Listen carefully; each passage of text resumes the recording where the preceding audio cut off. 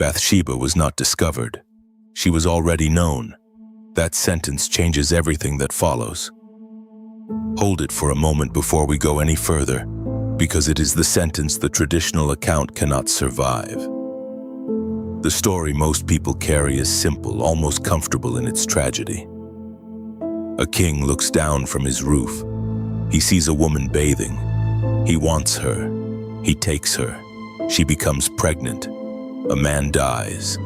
A marriage is arranged. A child is born. The king is condemned by a prophet. The victim disappears into the harem. End of story. Except it is not the end of the story, not even close. And the part of the story that was left out is the part that makes the whole structure tremble. To understand what actually happened on that rooftop and everything that followed, you have to first understand the city it happened in. Jerusalem in the late 2nd millennium before the Common Era was not yet the holy city of 3 world religions. It was a fortified hilltop, a political nerve center, a court city built around one man's gravitational pull. David had consolidated the northern and southern tribes under a single crown, moved the Ark of the Covenant into his capital, and constructed a palace that physically dominated the surrounding geography. That palace was not just a residence, it was a surveillance point. The king could see much of what happened below him, but more importantly, the people below knew he could see them. This is not incidental. This is architectural politics. In the ancient Near East, the king's gaze was power made visible. Proximity to the palace was proximity to survival or destruction, often simultaneously. There was no neutral position in the orbit of a monarch. You were seen or you were irrelevant. And irrelevance, in a court city where factions competed for access and favor, was its own kind of death. Now consider who Bathsheba was. Not the woman on the rooftop, the woman before the rooftop. Her grandfather was Ahithophel. Let that name register. Ahithophel was, by the text's own account, the most strategically brilliant political mind in David's entire administration. The biblical narrative describes his counsel with an almost frightening respect.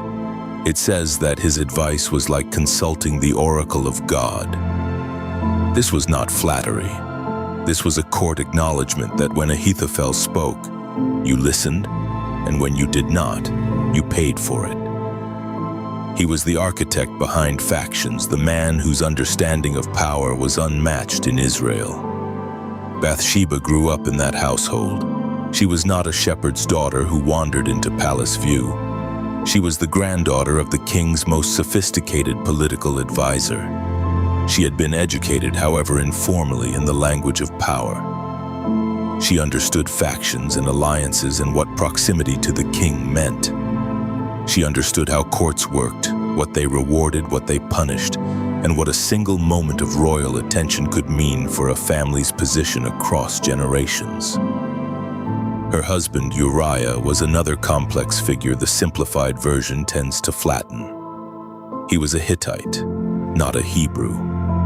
An outsider who had earned his place in David's elite warrior circle through extraordinary loyalty and military skill. He was listed among the 30, the inner ring of David's most trusted fighters. That is no small thing. Uriah was devoted to the king, honored by the king, and away from Jerusalem fighting the king's wars at the moment this story begins. His absence was not random. It was predictable, almost scheduled. So when we say Bathsheba bathed where the king could see her, we are saying that a woman of sophisticated political lineage bathed in a location she understood to be visible from the palace of a king, at a time when her foreign-born husband was on a campaign the entire court knew was happening. We are not saying this is proof of calculation. We are saying that the circumstances require a more serious accounting than the passive victim framing provides. David sent men to ask about her. The text records that someone told him who she was before she was summoned. She was identified as the daughter of Eliam, the granddaughter of Ahithophel, the wife of Uriah the Hittite. He knew exactly who she was. This was not an anonymous encounter. This was a king knowingly summoning the granddaughter of his most powerful political advisor. That detail has weight. It changes the nature of what happened next. She came. They were together. She returned home. Then she sent him a message with 2 words in the Hebrew. "I am pregnant." 2 words, no plea, no accusation, no request, just information delivered with the precision of someone who understood that information was the currency of power in that court. She gave him the problem and let him calculate the solution. Whether that was the act of a woman with no other options or a woman who understood exactly what she was setting in motion, the text does not say. But it does not say she was passive. What followed is documented in its brutality. David summoned Uriah from the front, hoping the loyal soldier would spend the night at home with his wife and thus obscure the pregnancy's origin. Uriah refused. His refusal was extraordinary. He would not sleep in comfort while his fellow soldiers were camped in the open field. It reads like honor. It may have been, but it sealed his fate. David tried twice. Uriah held twice. Then David wrote the letter that condemned him and gave it to Uriah himself to carry. The letter instructed Uriah's commanding officer to place him where the fighting was thickest and then withdraw, leaving him exposed. Uriah died. David waited. Then he married Bathsheba. The prophet Nathan came. He confronted David with a parable, then named his sins directly. The murders, the theft, the abuse of power. And then something remarkable happens. Something almost everyone who tells this story fails to notice. Nathan does not address Bathsheba, does not name her as complicit, does not rebuke her. The divine judgment falls entirely on David and on the child. Bathsheba moves through Nathan's confrontation like a figure the text has already evaluated and set aside from condemnation. That is a meaningful silence. The text is precise when it chooses to be. The child died. The mourning period ended. David went to Bathsheba, and the text says something quiet and devastating. It says she conceived and she bore a son and she called his name Solomon. She named him. Not David, she named him. In a world where the naming of sons was a declaration of inheritance and intention, this detail is not small, and then the story that most people never hear begins. David grew old. His body failed him. The warmth would not come back to him no matter how many blankets they brought, and into that vacuum of aging power his son Adonijah moved. Adonijah was striking, ambitious, and older. He gathered military support. He gathered priestly support. He arranged a feast that was functionally a coronation. He was declaring himself king before his father had finished dying. Bathsheba knew. Nathan knew. And together they moved. Nathan came to Bathsheba and told her what was happening. But his approach was precise. He did not act himself first.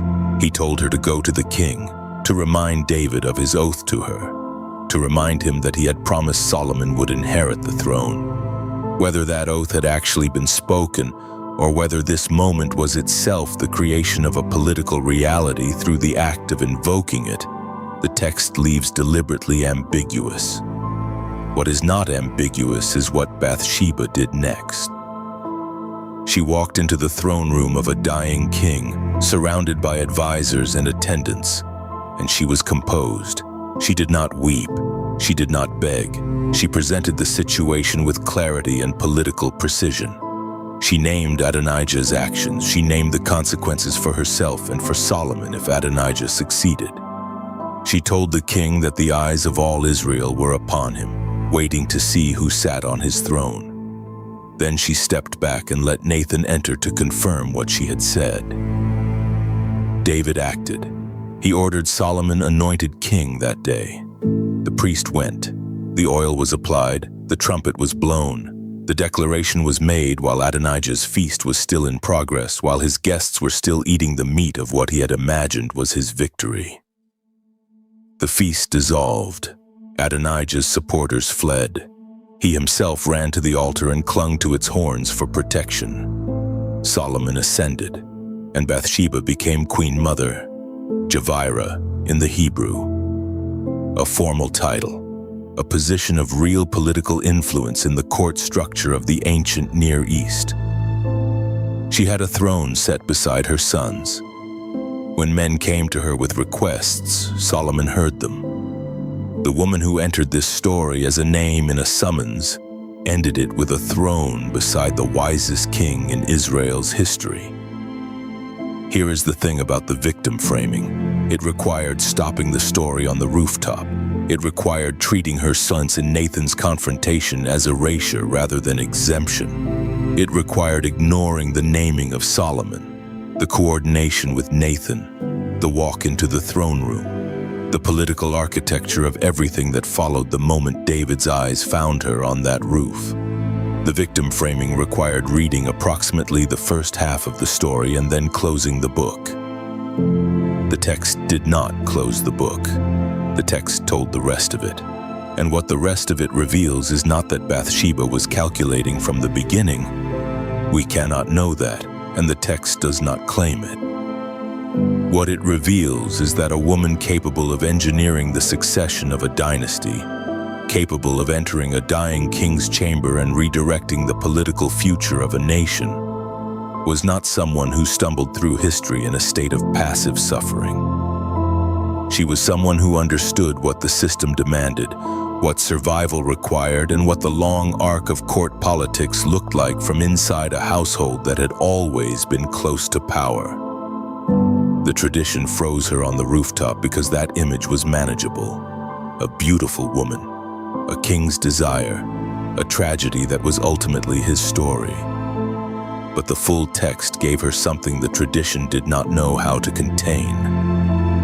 Consequence. Agency compressed into the only channels her world allowed. A dynasty built in part by her hands. She did not write history the way the powerful men around her wrote it. She could not, but she shaped it. And when the books were closed and the chronicles were sealed, her son's name was on the throne and her name was beside it. Whether she knew it would end that way on the night she sent 2 words to a king, that remains as the text intended it to remain, unanswered. But she knew something, and whatever she knew, it was enough.